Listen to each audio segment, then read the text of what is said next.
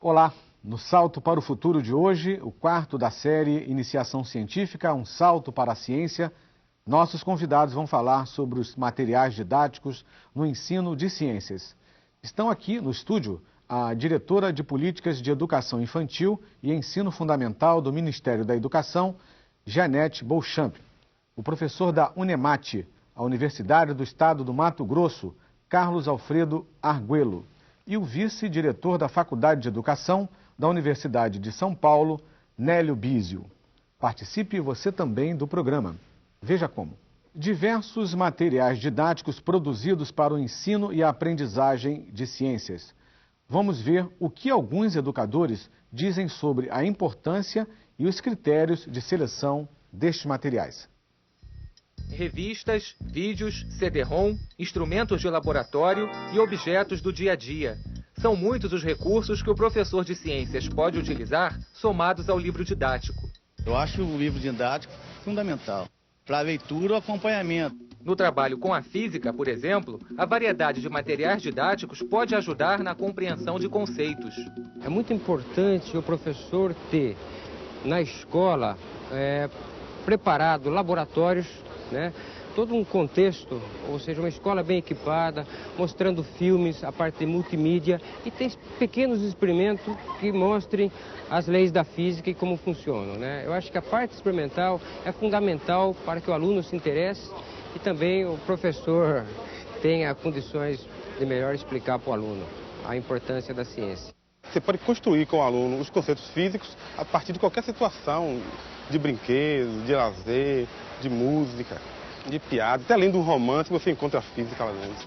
E foi por apostar nesta ideia que o Instituto de Física da Universidade do Estado do Rio de Janeiro resolveu aproveitar materiais de baixo custo na realização de alguns experimentos. Então aqui temos até uma brincadeira em que os alunos são desafiados a colocar a bola na posição tal que ela cai exatamente onde estão os receptáculos para recebê-la. Mas é uma atividade científica na qual a energia potencial é transformada em cinética e potencial ao mesmo tempo. Na opinião do professor, o uso de materiais que sejam de fácil acesso para o aluno deve fazer parte das primeiras investigações científicas. A título de exemplo, na Olimpíada de Astronomia vai haver uma pergunta onde o aluno deverá determinar o comprimento da sombra do lápis dele e determinar um instante em que ela é mínima. Então vai ser uma primeira atividade experimental, onde o aluno vai ter que usar o seu lápis, a sua régua e descobrir em que instante a sombra do seu lápis é mínima. O Instituto de Bioquímica Médica da Universidade Federal do Rio de Janeiro produz alguns materiais didáticos que servem de apoio para professores do ensino médio. Nós apoiamos fazendo material ilustrado, livros, vídeos, que são distribuídos grátis nas escolas públicas. Entre os alunos das primeiras séries do ensino fundamental, a revista Ciência Hoje das Crianças costuma ser um dos materiais utilizados. Nesta escola do município de Rio Largo, em Alagoas, um artigo da revista ajudou as crianças na construção de um minhocário. E ao final da atividade, os pequenos cientistas enviaram uma mensagem para a seção de cartas do leitor. A gente privilegia sugestões de pautas que nós possamos realmente atender num curto espaço de tempo, E privilegiamos também essas cartas que as crianças queiram fazer trocas entre elas, seja de informação por determinado tema ou montagem de clubinho de ciência para trocar experimento. A seleção e o uso adequado dos materiais didáticos dependem, em parte, de um olhar multidisciplinar do educador sobre a realidade. Quando está chovendo, não tem só física ali, não tem só química, tem uma série de coisas acontecendo. Então, o que falta, e aí eu acho que a universidade também tem esse compromisso, é nos ajudar a encontrar essas visões, que de um fenômeno você pode olhar de várias maneiras. E fazer o aluno retomar isso, porque como nós aprendemos ao contrário, a gente acaba chegando na sala e olhando só com o olhar da física, com o olhar da química, com o olhar, por exemplo, da história. E, na verdade, isso tudo faz parte de um contexto.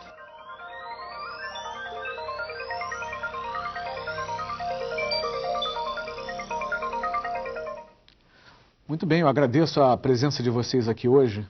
Arguello, eu gostaria de começar com a sua fala para abordar um aspecto que trata do seguinte: laboratórios, material para experimento, mas tudo isso é importante também desde que o professor saiba produzir o seu próprio material. Como ele pode chegar a essa condição de essa capacidade de produzir o seu próprio material? Eu sempre falo de que qualquer centro de ciência, qualquer museu, qualquer laboratório, ela tem que partir de uma oficina. Quer dizer, um lugar onde a gente possa construir o material, para não ficar dependendo, né, de soluções propostas por outras pessoas. Muitas vezes existem nas escolas, nos centros, nos museus, equipamentos de ciência que o professor não consegue utilizar porque ele não domina a tecnologia, nem sequer a vezes da manutenção do próprio equipamento. Então acho que é uma ferramenta fundamental, além de utilizar esse material para observar a natureza, é saber produzir, construir e inventar esse material. Nélio, há uma importância também de se ter no vídeo, nós vimos muitas experiências de física, mas sabemos que nas séries iniciais, primeira, quarta série, você também tem muito estudo na área de biologia, experimento na área de biologia. Há também no vídeo uma provocação muito interessante quando a professora argumenta que a universidade deve ajudar o professor nesse momento de transformação, né? Que ele aprendeu de uma maneira e agora tem que ensinar de uma maneira como ele não aprendeu. Como é que você enfatiza as duas coisas, esses dois fatos importantes? Olha, Marcos, eu acho que o professor sabe, né, que trabalhar ciência com crianças não é uma tarefa fácil. Não é uma tarefa fácil e o livro didático é uma ferramenta importante, né? Agora, é importante que o livro didático não seja um instrumento de tortura, digamos assim, do aluno em relação à ciência. Então, isso que o professor Arguello argumenta, né, que essa dimensão experimental ela precisa estar presente. Sem dúvida alguma, uma oficina resolve muitos problemas de fenômenos importantes que têm a ver com a física, né? A biologia, ela tem que ser estudada. Eu diria que os alunos, principalmente os alunos pequenos, eles são fascinados por seres vivos, eles têm que entender as plantas, eles têm que entender fenômenos de germinação, têm que ser incentivados a fazer observações, não é? E tudo isso tem que estar presente na escola. E o professor, ele precisa dessa iniciativa. E não há por que os livros didáticos não estimularem isso, né? Nós não devemos também partir do princípio que o livro didático é o lugar onde o aluno é torturado e depois ele precisa ter folgas e aí é que ele aprende ciência, porque isso não é verdade.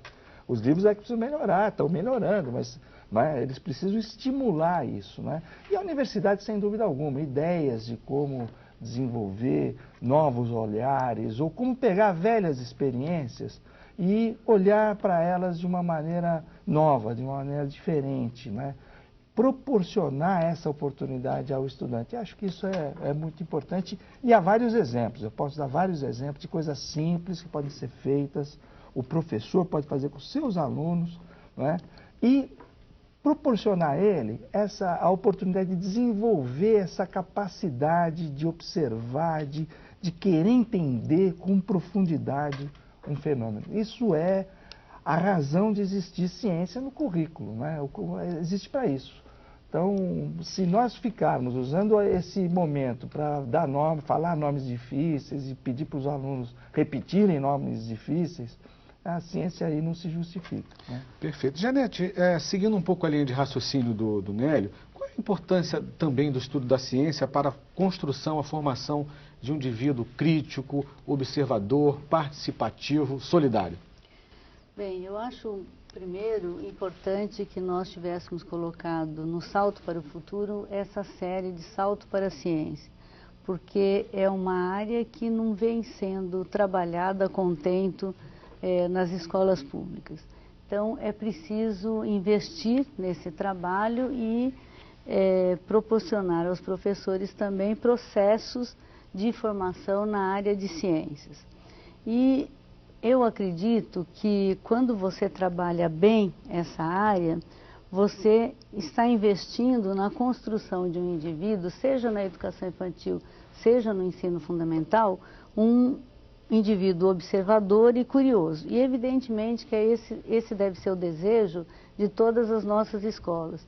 Na medida que ele é curioso para as coisas da natureza e para outros tipos de observação, certamente ele será uma pessoa investigativa, crítica e curiosa nas outras áreas do conhecimento. E eu acho fundamental o ensino de ciências porque ele, pela metodologia ou pelo seu trabalho, quer dizer, quando o professor trabalha a ciência como processo, é por isso até que eu acho que ele precisa extrapolar o conteúdo do livro didático, ele deve saber complementar o conteúdo do livro didático com outros instrumentos de investigação. Aqui no vídeo aparece a revista Ciência Hoje Criança, né, que é da SBPC. E essa revista é assinada para todas as escolas públicas, tanto para a educação infantil como para o ensino fundamental. O importante é que o professor saiba utilizá-la em sala de aula, porque certamente enriquece o trabalho que o professor já vem fazendo com o livro didático. A participação é da Maria José, direto do Maranhão. Olá, Maria José. Olá, sou Maria José Barreto, do Teleposto de Bacabal, Maranhão. Como podemos motivar comunidades carentes quando temos poucos recursos para pesquisas? Boa noite e obrigada. Maria José, muito obrigado por sua pergunta. Professor Arguello, o senhor tem muita experiência no trabalho com comunidades carentes e também com atividades onde não há material de primeira linha, material importado, de qualidade, né? A criatividade é importante nessa hora, né? Eu tenho trabalhado já faz muito tempo na formação de professores leigos, né, onde nós habilitamos em alguns programas perto de 400 professores leigos, trabalho com educação indígena, né? São situações realmente onde a gente onde não encontra escolas como as pessoas acham que tem escola no Brasil, não existe, né? Então, eu acho que o estudo da ciência parte da observação da natureza. E a natureza existe em tudo quanto é lugar. Até acho que nesses lugares mais desprovidos de dinheiro, mais pobres, eles são mais ricos, produzem mais contato com a natureza que, às vezes, dentro de uma cidade, estamos dentro de um bloco de concreto, né? Então, acho que a gente tem que saber prestigiar aquela riqueza grande. Por exemplo, eu trabalho muito com astronomia, o professor Bisso também tem trabalhado bastante com astronomia. Nós temos esse céu maravilhoso, metade do que nós vemos do universo é o céu, né? E nós podemos fazer experiências belíssimas, de grande precisão e demais, né? Que não custa basicamente nada, né? Tem muitas experiências no Brasil que tratam. Agora, o que acontece é que acho que deveriam ser mais divulgadas, a gente deveria trabalhar com esses professores, né? Mas muitas vezes existe muito dinheiro para montar um laboratório e há um empecilho. É até um pecado dizer isso, mas... Vamos ouvir agora a pergunta da Ciseni, de Goiás. Olá, Ciseni. Olá, boa noite. Eu falo da TV Escola de Anápolis, Goiás. A pergunta é da professora Caterine Seixas, também da TV Escola de Anápolis, Goiás. O processo de fazer ciência é um processo construtivo e, como tal, precisa de material, de construção, de nutrientes, de combustíveis. Quais seriam e como encontrar esses materiais? Boa noite e obrigada. Ok, Cisene, muito obrigado e agradeço também a participação da Caterine Seixas. Nélio. Olha, eu acho que essencialmente é uma variação da mesma pergunta, né? Ou seja, a grande questão é a seguinte: como é que a professora Caterine, lá em Anápolis, pode melhorar o ensino de ciências que ela proporciona a seus alunos?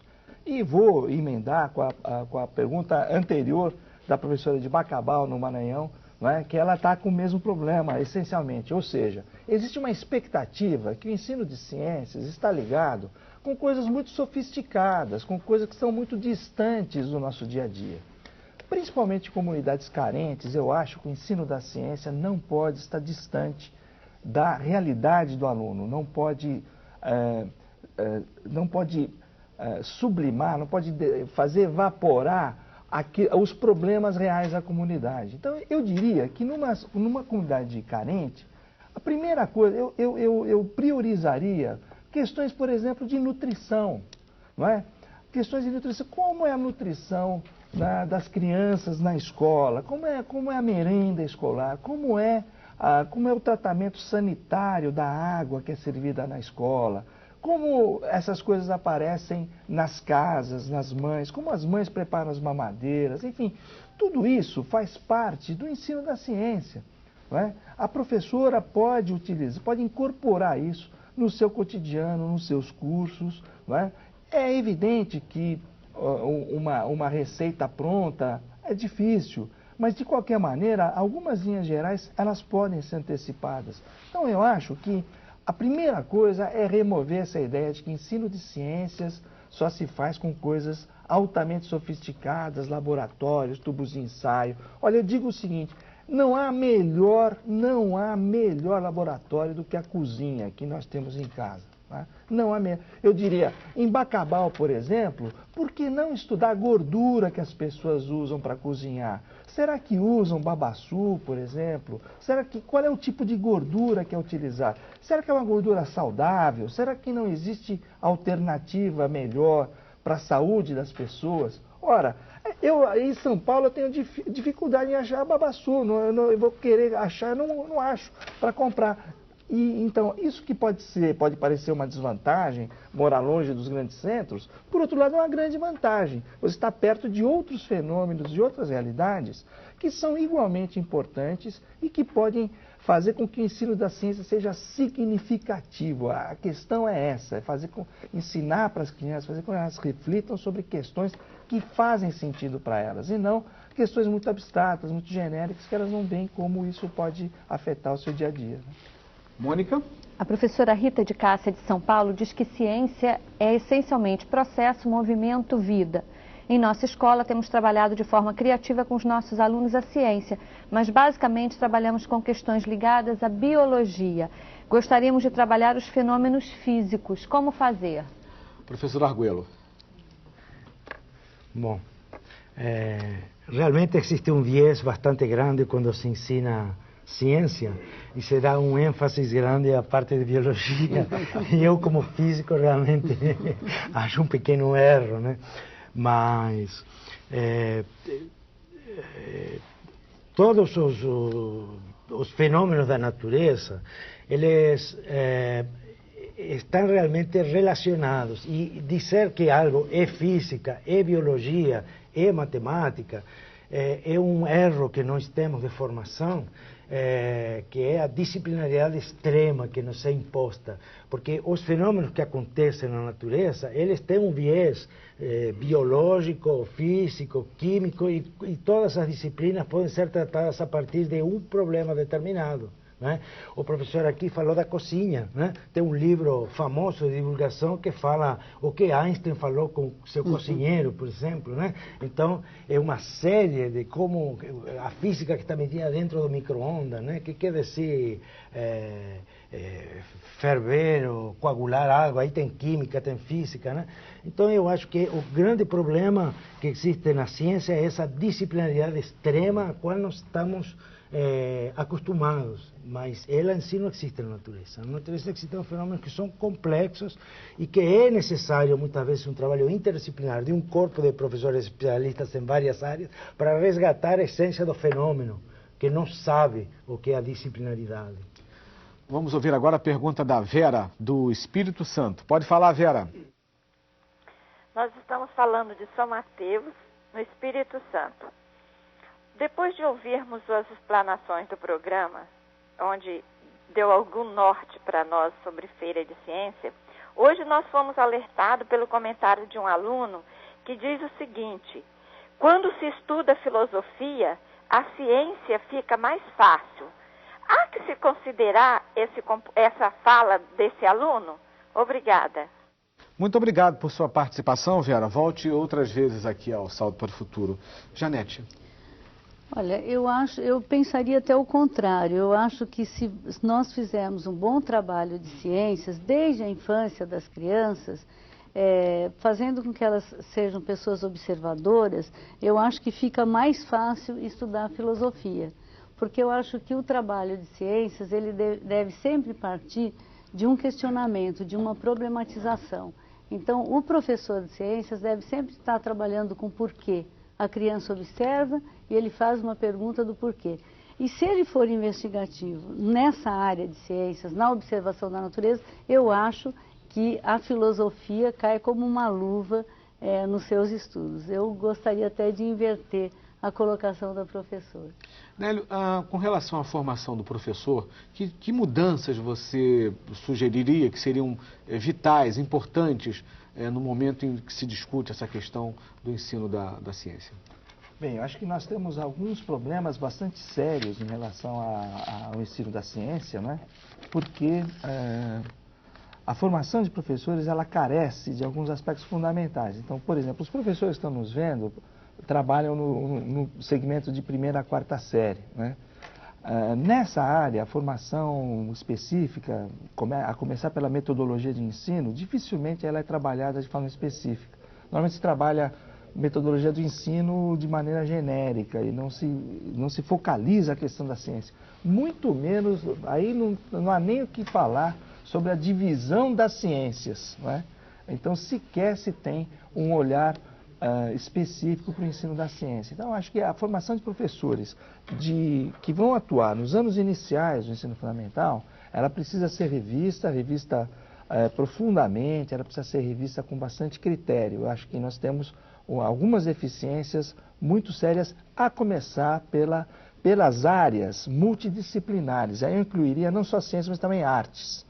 Porque artes tem essencialmente o mesmo problema que ciências. Você tem que trabalhar várias coisas e não pode isolar coisas diferentes ou fazer com que pensem, com que o aluno pense que arte é essencialmente pintura ou que arte é essencialmente, ou que ciências é só física ou só biologia.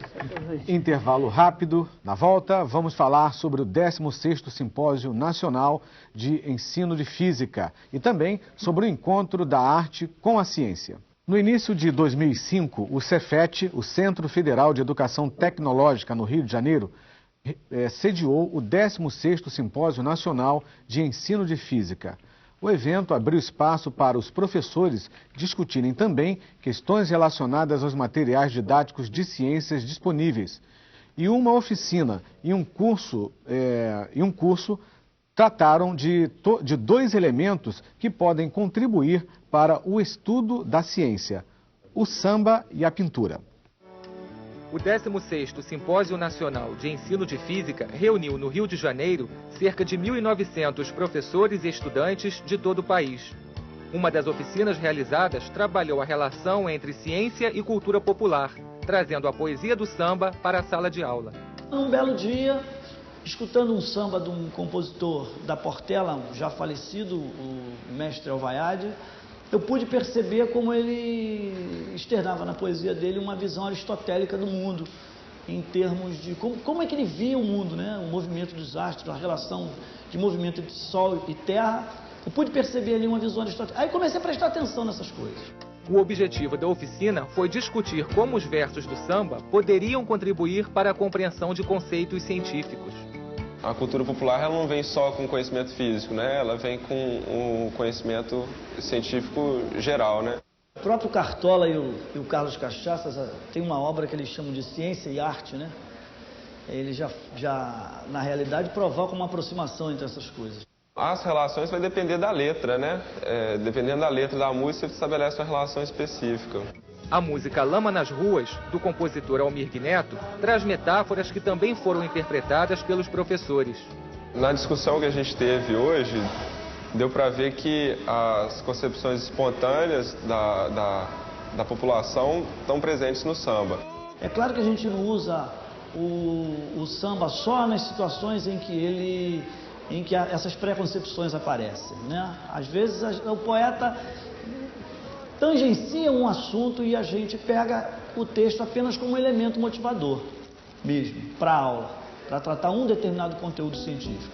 Outra atividade que foi oferecida durante o simpósio foi o curso sobre as relações entre física moderna e arte no ensino básico.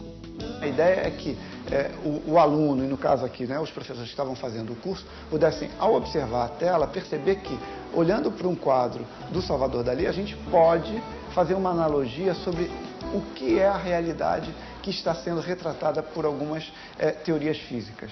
Um outro aspecto que a gente acha importante, que a gente usa nessa abordagem, é fazer com que os alunos possam perceber que artistas e cientistas estão refletindo sobre aspectos similares, sobre questões que dizem respeito tanto ao universo artístico quanto ao universo científico. Um dos conceitos de física que foram trabalhados durante o curso foi o chamado princípio da incerteza. A relação entre o observador e a partícula que está sendo trabalhada. Se a gente visse, por exemplo, um busto de Voltaire, num quadro lá de Dalí, a gente perdia a ideia da moça, de duas figuras de moça que tinha. Para a gente focar a moça, a gente já perdia a ideia do outro. No traço de pintores consagrados, os professores podem encontrar muitas contribuições para o ensino da física.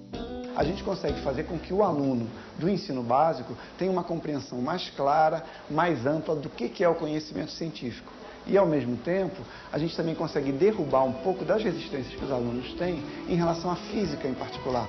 E perceber que conhecer a cultura e conhecer a ciência de uma época nos instrumentaliza mais para interferir nessa realidade, para tentar se posicionar melhor nessa realidade.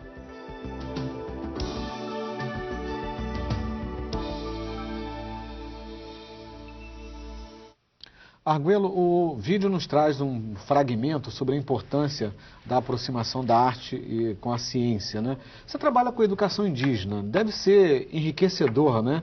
Trabalhar com arte indígena e fazer ciência. Tenho trabalhado também no Instituto de Artes do Unicamp durante 4 anos. Eu dei aula no Instituto de Artes de Acústica Musical e demais. E eu sou muito interessado no processo de produzir ciência. Para mim, a ciência é um processo, como já foi falado por algumas das professoras que nos telefonaram, né? O processo científico e o processo artístico são muito parecidos, né? São processos extraordinariamente criativos, né? E as etapas primeiras do processo criativo, elas não são muito lógicas, não seguem um esquema, como muitas pessoas acham que existe lá, que é o método científico, uma receita de bolo para fazer ciência. Talvez seja uma receita de bolo para validar a ciência, para validar a descoberta, né? Mas é necessário muita inspiração, é necessário trabalho árduo, né? E a recompensa o que já aconteceu com alguns físicos famosos, de sair correndo na rua dizendo eureka, eureka, eureka, né? E isso tem que acontecer também com o aluno. Quando o aluno redescobre alguma coisa nova para ele tem que sentir o encanto que o pesquisador sente quando ele descobre alguma coisa. Isso aí, acho que a única recompensa não é o 10 que o professor bota, não é nada. Ele ter autoconfiança em que ele vai continuar produzindo, que ele é capaz de criar.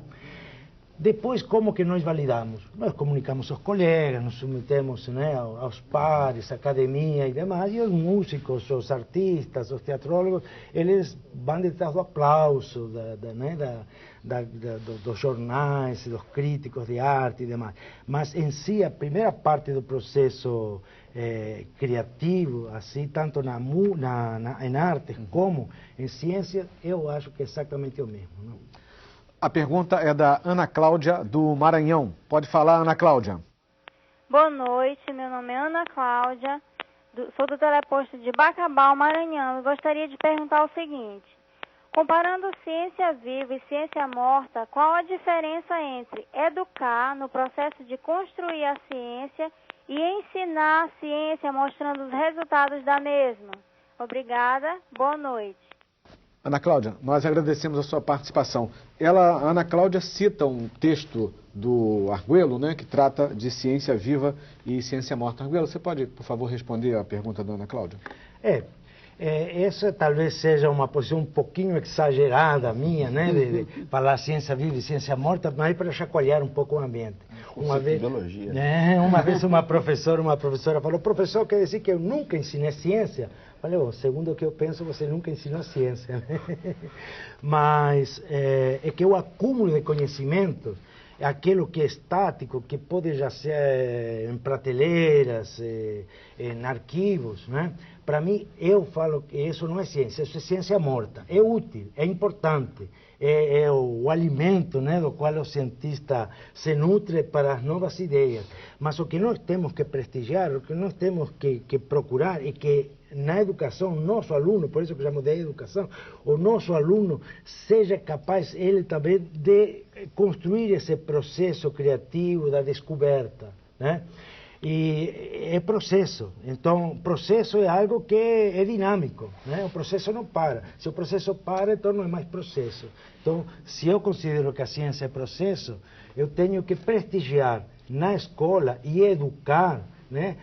Para mim é isso, educar em ciência, é valorizar na criança esse fato de ela poder reconstruir algumas etapas do processo de fazer ciência. E não precisa ser um cientista. E também não precisa, durante todo o seu currículo escolar, ficar criando, reinventando a roda. Mas de vez em quando é necessário que se ofereça essa oportunidade e valorizar a criança pelo seu pensamento criativo.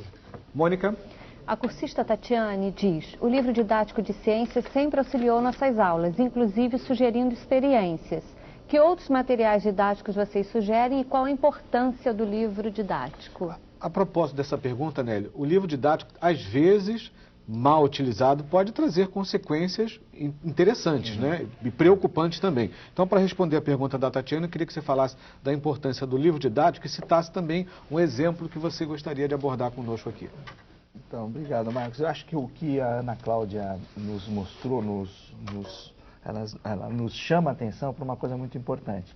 Eu acho que os livros didáticos, eles precisam ser... para vocês terem uma ideia, tem... na pós-graduação, no doutorado em economia, numa instituição super prestigiosa nos Estados Unidos, há livro didático, né? Então, essa ideia de que o livro didático é uma ferramenta tosca, uma ferramenta provisória, que só alguns professores usam, essa imagem é uma imagem essencialmente errada, né? O livro didático, ele é uma ferramenta importante. Eu comparo o livro didático aos instrumentos cirúrgicos do médico, né, de um cirurgião. Ele precisa fazer é claro que os instrumentos por si sós, eles não resolvem, né? Mas eles são uma ferramenta importante e é assim que eu vejo a ciência. A ciência dos livros didáticos. Agora, é muito importante, há bons, assim como tudo na vida, há bons livros didáticos médios e livros didáticos bons, não é? Então, é importante que o professor, há muitos anos, ele já tem à sua disposição livros didáticos de qualidade que são avaliados pelo MEC. E é muito importante que ele se paute, ele se guie por esse instrumento que o MEC coloca à disposição do professor. Eu vou dar um exemplo de o que acontece, quer dizer, quão dramática pode ser a diferença entre um bom livro didático e um livro didático ruim. Principalmente as nossas amigas, nossas colegas do Maranhão, mas não precisa ir tão longe, não. Em São Mateus, no Espírito Santo, ou mesmo a 20 quilômetros daqui no Rio de Janeiro, nós vamos encontrar pessoas que têm acidentes com cobras, não é? E vocês devem lembrar que há anos atrás os livros didáticos traziam recomendações de como proceder nesse tipo de acidente, usando recomendações que eram absolutamente erradas. Vou dar um exemplo de coisa que não se deve fazer e que estava nos livros antigamente. Pegar uma pessoa que foi picada por uma cobra e fazer furos, pegar um prego, coisa parecida, fazer furos para provocar sangramento, fazer torniquete, pegar um arame, uma coisa, apertar, garrotear a perna ou o braço da pessoa. Esses procedimentos, eles são mais perigosos do que a própria picada da cobra. E muitas pessoas morriam em função do procedimento que o livro didático daquela época recomendava. Eu quero mostrar aqui uma base de dados do SUS, uma base de dados chamada SIH, que tem a ver com as pessoas que morrem dentro do ambiente hospitalar. Então, é uma base de dados muito confiável. Ela mostra aqui o número de pessoas que morreram vítimas de acidentes com ofídeos, com picadas de cobra. Antes da avaliação do livro didático e depois da avaliação do livro didático. Vejam a diferença, houve uma redução de quase metade das pessoas que morrem vítimas de picadas de cobra. Por quê? Dentro dessa base de dados. Por quê? Porque as pessoas deixaram de ser atendidas com as recomendações erradas que havia nos livros didáticos antigos. Não é? Então, a avaliação dos livros didáticos, o bom livro didático, isso o MEC tem que garantir que chegue às mãos do professor, e o professor precisa procurar por isso. Precisa procurar no guia que o MEC fornece quais são os livros didáticos aprovados, quais são os livros didáticos de qualidade. Perfeito. Mônica? A Ciseni Narciso, ela pede orientações sobre a utilização do livro, uma boa escolha para a utilização do livro, e ela gostaria também de sugestões para materiais complementares. Perfeito. Janete? Olha, o Ministério da Educação, que distribui os livros didáticos para a primeira a quarta série, quinta e oitava, e agora para o ensino médio, não ainda na área de ciências, ele faz um guia, e no guia tem a resenha desses livros, apontando assim ressalvas, ou apontando as principais questões do livro, da organização do livro, as concepções pedagógicas que subjazem à produção daquele material, né? Então é importante primeiro que o professor autonomamente escolha esse livro didático. Agora, há livros diferenciados, conforme o professor Nélio Biso colocou, e há livros de ciências, por exemplo, que levam o trabalho com ciências, a observação, a saídas fora da sala de aula, quer dizer, não se atém apenas àquele texto sobre ciências. Eu acho muito importante que o professor, eu queria até retomar um pouco o que o professor Arguello colocou anteriormente na comparação do cientista, o artista, queria dizer o seguinte, que a escola, ela precisa ser um espaço para apropriação do conhecimento e construção do conhecimento. E se a gente acredita nisso, nós não podemos trabalhar tão somente com livro didático de ciências e das outras áreas também na escola, porque o aluno precisa construir, produzir conhecimentos. E eu acho que essa área propicia muito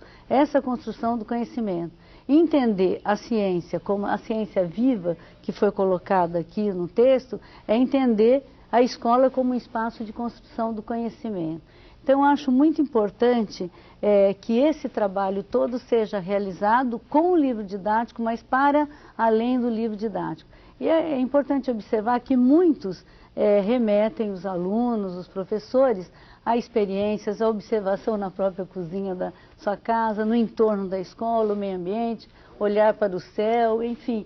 Eu acho que há alguns livros que promovem esse tipo de trabalho. E o professor, pegando o guia, ele vai selecionar aqueles, evidentemente, que trabalham com a ciência de uma forma viva, como processo, né? E daí eu queria relacionar um pouco com a questão dos artistas, porque tanto o cientista como o artista são criadores, né? E essa criação é que vai promovendo o avanço na ciência, né? A pergunta é da Elineuma, do Maranhão. Olá, Elineuma. Boa noite, meu nome é Elineuma, eu sou do Teleposto de Bacabal, Maranhão, e minha pergunta é a seguinte: as descobertas, o surgimento das ideias, ou seja, os ensaios, muitas vezes são colocados em prática sem nenhuma consistência, surgindo daí novas descobertas. Podemos considerar essas novas ideias como ciência? Boa noite e obrigado. Muito obrigado, Elineuma. Nélio, o que você acha? Eu tenho uma dúvida, né? A Elineuma não me deixou um pouco em dúvida se ela está se referindo a construções dos seus alunos ou se ela está se referindo a coisas que ela lê no jornal, ou que vê, que não tem consistência. Não sei. Ela pegou um pouquinho do texto do professor Arguello, dos alunos, a construção dos alunos. Isso, mas ela se refere também ao texto do professor Arguello, né? Bom, se ela está se referindo ao texto, então eu diria o seguinte, eu diria que o professor, ele precisa partir dessas construções dos seus alunos, porque elas podem parecer, à primeira vista, não terem consistência, mas, na verdade, elas estão ancoradas numa lógica. E se o professor não trabalhar com essa lógica, Não adianta ele ficar trabalhando nomes difíceis ou ele querer convencer o aluno de uma outra coisa. É preciso que o professor comece a entender o que o aluno fala. Vou dar um exemplo muito rápido que aconteceu com alunos meus que estavam trabalhando as questões de astronomia que o professor Arguello trata no texto. Os alunos, essencialmente, foram os meus alunos, que são professores, na verdade, eles viram que, apesar dos alunos, das crianças, falarem de uma Terra esférica, as crianças estavam se referindo à Terra como se ela fosse plana, e como se tivesse um telhado redondo, e eles se referiam ao globo terrestre que eles tinham, inclusive, na sala de aula. Está vendo como o material em si não resolve, né? Então, o globo estava ali, mas eles não entendiam o globo. Eles achavam que o globo era uma espécie de um telhado que havia em cima de uma espécie de um campo de futebol escondido dentro do globo. E aquele campo de futebol é que era a Terra. Né? Historicamente foi assim. Pois é, historicamente foi assim. Então, nós começamos, a humanidade começou a elaborar, a fazer ensaios sem consistência, hoje para nós, né? Mas a partir de um modelo onde a Terra era plana, onde os astros giravam, né? Eles tinham trajetórias aparentes que na época eram reais, tá certo? Então, se o professor não entender qual é a construção que o seu aluno está fazendo, qual é a referência que o seu aluno está adotando, ele não vai conseguir mudar isso. Ele precisa entender o que o aluno está pensando, quais são as evidências que o aluno leva em consideração, para poder propor alguma coisa que mostre para o aluno como que esse modelo que ele tem limitações, ele não consegue explicar outras coisas. Então, por exemplo, ver que a sombra de uma vareta no hemisfério sul aponta para um lado e no hemisfério norte aponta para o outro. Ok. Né? Mônica? A cursista Márcia Cristina, de Manaus, diz: estamos assistindo ao programa e vimos no vídeo 2 experiências que relacionam arte e ciências. Em nossa escola temos realizado muitas visitas a museus e centros culturais. Como essas visitas podem nos ajudar a ensinar ciências na escola? E ela quer saber se visitas a museus também é laboratório de ciências. Ok. Professor Arguello. Eu acho interessante essa pergunta. Eu tenho dedicado uma boa parte da minha vida a montar museus de ciência. Museus que eu chamo museus dinâmicos, não é museu de bicho empalhado. No meu conceito, os museus devem ser interativos, né? E devem, dentro do possível, além de motivar a criança, levantar as perguntas, né? E até oferecer algumas possíveis soluções, mas algo bem interativo. Eu acho que os museus de ciências são realmente muito importantes e eu acho que até cada escola deveria ter seu pequeno museu, cada cidade deveria ter seu pequeno museu. Eu, pessoalmente, estou dedicando minha vida para fazer isso em vários lugares do interior do Brasil, no Mato Grosso, já fiz isso em São Paulo, no Paraná. Eu acho que uma das formas de divulgar ciência é através do museu de ciência mesmo. E o professor pode incorporar dentro do seu currículo, dentro das atividades, a visita aos museus aos quais ele tem alcance. Todo tipo de museu, não só de ciência, mas museu de artes, o que tiver por aí perto.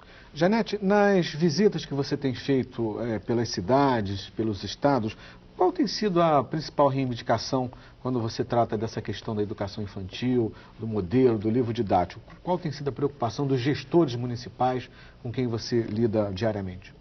Olha, nós temos discutido muito nesses nossos seminários a política do livro, a política de leitura, né? Nós estamos com um programa nacional para a formação de leitores. E eu acho que isso tem tudo a ver com essa área que a gente vem discutindo aqui, tanto no que diz respeito ao livro didático, como na leitura também. Porque eu entendo que ele observa, ele escreve quando ele observa, ele levanta hipóteses, ele faz análises, eu acho que em níveis diferenciados, mas ele faz suposições. A própria criança faz suposição. E uma criança que é leitora, certamente, ela vai usar um raciocínio sobre aquilo que ela observa melhor do que as outras crianças que não são ainda leitoras, né? E isso tem a ver também com a escritura, porque quando a gente fala em leitura, nós estamos falando em linguagem escrita. E quando a criança pega um bloco e faz uma anotação de uma observação que ela fez sobre um ecossistema, por exemplo, eu acho que ela está produzindo um texto, né? Tem muito a ver a produção do texto com a leitura do texto. Então, o que a gente vem discutindo muito é a necessidade da formação de leitores desde a educação infantil, que certamente isso vai contribuir não só para essa área que nós estamos discutindo no debate, mas também para outras áreas, outros campos do conhecimento. No próximo bloco, os nossos convidados fazem um balanço do debate de hoje sobre os materiais didáticos no ensino de ciências. Último bloco do programa de hoje, que está discutindo os materiais didáticos no ensino de ciências. É hora de os nossos convidados fazerem as suas considerações finais sobre o tema. Janete, suas considerações finais? Olha, eu gostaria, até para sintetizar um pouco o que a gente discutiu, fazer um relato de uma experiência que foi feita num município de São Paulo, município de Embu das Artes, sobre o ensino de ciências. Então, foi um trabalho realizado a partir também da leitura da revista Ciência Hoje Criança. Esse trabalho ele foi baseado em dados reais. As crianças de terceira e quarta séries do ensino fundamental coletaram dados em diferentes ecossistemas, tanto do município como depois do litoral, e puderam fazer comparação. E todo esse trabalho de iniciação científica, eu diria, foi feito com materiais simples, né? Eles usaram assim termômetro, usaram lupa, mas usaram barbante, usaram varetas de churrasco, algodão, quer dizer, nenhum desses materiais são de difíceis aquisições. Então, esses alunos puderam comparar esses ecossistemas e eles apresentaram o resultado desses trabalhos numa mostra de ciências, numa feira de ciências. E o importante é que eles puderam comparar e verificar a diferença que tem entre aquilo que observaram na cidade e aquilo que observaram no litoral. Eles fizeram visita, por exemplo, conheceram a Serra do Mar, pararam, observaram, conheceram um mangue que eles não conheciam, porque eram crianças da cidade, puderam observar o aquário em Santos e foram assim levantando suas hipóteses, suas suposições, e isso combinou com uma apresentação de trabalho ao final do ano. Acho um trabalho assim excelente, que foi acompanhado de uma proposta também de formação de professores, tanto para o uso da revista, como para esse trabalho fora de sala de aula, para além também do livro didático. Ok, Janete, muito obrigado pela sua participação. Arguello. Eu queria falar sobre algo que eu não tinha falado ainda, que é sobre o livro didático, né? Eu acho que é um grande erro quando se fala o livro didático, porque muitos pressupõem que é um único livro. O professor adota aquele livro e todos os alunos têm que estudar, decorar aquele livro. Eu acho que realmente como a coisa deve ser feita é ter uma biblioteca bastante ampla. Os alunos, idealmente, têm que ter acesso a muito material diferente e eles têm que aprender a ler também, que o livro só existe quando ele é lido, né? E essa leitura tem que ser crítica, né? Assim como a gente discute e critica teorias da natureza, tem que criticar também o livro, tem que ser crítico em tudo, tem que criticar tudo, a política, tudo, né? Então eu acho que essa é uma grande aprendizagem mesmo, ter um bocado de livros. Se alguns livros são ruins, ele tem que descobrir, e o professor tem que descobrir que esses livros são ruins, porque está comparando com outros livros também, né? Que nós não vamos a poder só ficar esperando que o MEC diga quais são os livros bons, né? Então nós temos que desenvolver a leitura crítica, que é parte do pensamento crítico também, né? Muito obrigado, Arguello. Nélio. Pois é, mas eu vou terminar fazendo continuando o debate, né? Porque eu acho que nós precisamos de um patamar de qualidade. Esse patamar de qualidade nós não podemos deixar que ele seja estabelecido de uma maneira espontânea, né? Eu vou chamar a atenção, se me permite, de novo para esse gráfico e explicar melhor esse gráfico. Quer dizer, veja que antes de se divulgar, fazer a divulgação da avaliação do livro didático, que apareceu em jornal, os professores, enfim, tiveram uma boa ideia de quais eram os grandes erros que existiam nos livros didáticos de ciências, não é? Nós tínhamos um nível de mortalidade por acidentes geofídicos que era de cerca de 80 mortes por ano. Nós baixamos isso para menos de 40 hoje. Quer dizer, nós temos menos da metade das pessoas que estão morrendo por conta daquilo que o livro didático dizia que se devia fazer. Então isso mudou agora. E você poderia dizer, não, é porque melhorou o atendimento hospitalar. Então eu peguei aqui comparativamente os dados com escorpiões. Com escorpiões, Nélio, as mortes... resumir. As mortes subiram, né? Subiram. Enfim, então isso mostra que nós precisamos de um patamar mínimo de qualidade. Esse patamar mínimo de qualidade acho que tem que ser estabelecido pelo MEC. Ok, Nélio, muito obrigado. O Salto para o Futuro de hoje termina aqui. Eu agradeço as presenças da Jeanette Beauchamp, diretora de Políticas de Educação Infantil e Ensino Fundamental do Ministério da Educação, do Carlos Alfredo Arguello, professor da Unemate, a Universidade do Estado do Mato Grosso, e do Nélio Biso, vice-diretor da Faculdade de Educação da Universidade de São Paulo. No Salto para o Futuro de amanhã, vamos falar sobre a importância da divulgação científica para aproximar os alunos da ciência. A gente encerra o programa de hoje com a participação do professor Boaventura de Souza Santos, da Universidade de Coimbra, em Portugal. Durante o 16º Simpósio Nacional de Ensino de Física, no Rio de Janeiro, ele propôs uma análise do ensino e aprendizagem de ciências nas escolas. Acompanhe. Nós sabemos que em muitos países o ensino da ciência é um ensino teórico, porque não existe nem tecnologia, nem laboratórios, nem nenhum instrumentos que possam ajudar à formação, digamos, concreta e prática e experimental do pensamento científico. Penso, aliás, que temos uma concepção nas escolas, por vezes, redutora do que é que pode ser um instrumento científico. Pode ser uma bola, pode ser um simples cronómetro, pode ser uma vara, com ela podemos definir, por exemplo, a velocidade da água num rio, por exemplo. Isso pode ser material de reencantamento da ciência junto dos estudantes, levando não para experiências, daquelas experiências que dão sempre certo, em que o professor nunca arrisca nada. Nós precisamos é de pôr os nossos professores a serem, enquanto professores da ciência, de assumirem riscos. Vamos fazer uma experiência, provavelmente fora da escola. Vamos analisar isso. Vai dar certo ou não vai dar certo? Porque é assim que sucede na ciência.